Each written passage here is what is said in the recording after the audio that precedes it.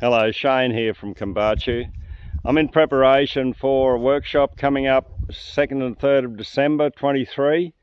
We'll be looking at a number of things. One of the things we'll be looking at is this device you see here, which I'm calling an orgone streamer.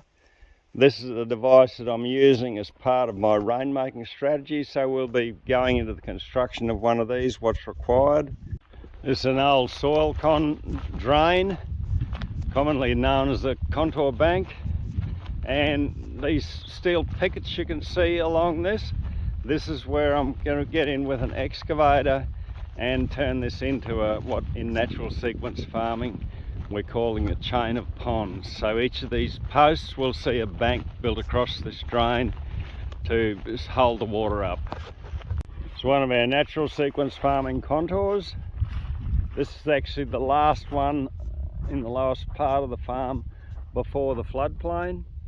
So this is just above the highest flood level.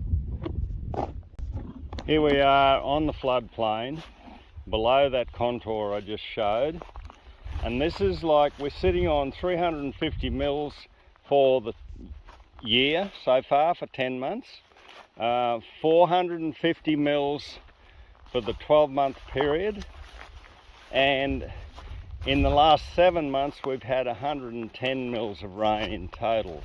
So I'm fascinated. I've just put my cows in this paddock and they got their heads down. They haven't stopped eating for 4 days.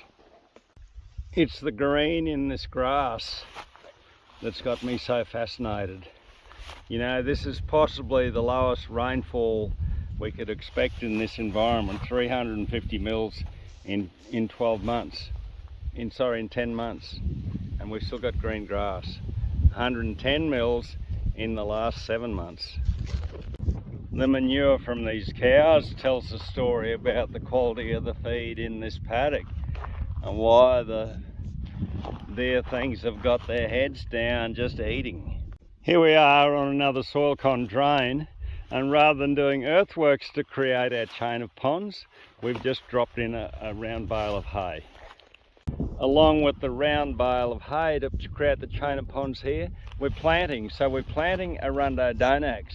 This is a giant reed, and this will eventually form the blockage, the vegetative blockage that at present the hay bale is doing.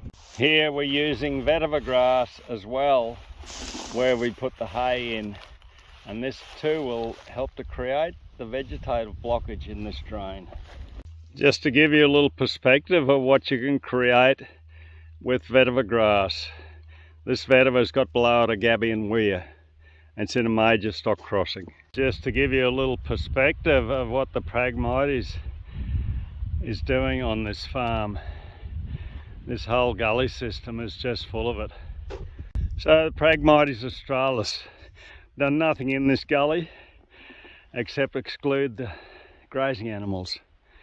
So this is now, you're looking at almost 10 years of exclusion, and this whole gully system has healed itself with no mechanical intervention.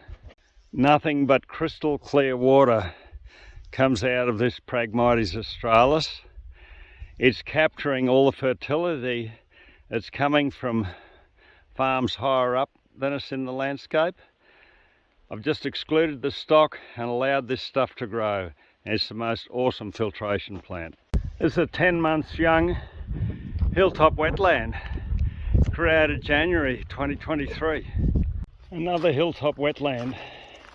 This one's just, water comes from a reticulated stock water system, and the water level in this pond is regulated by a simple float valve.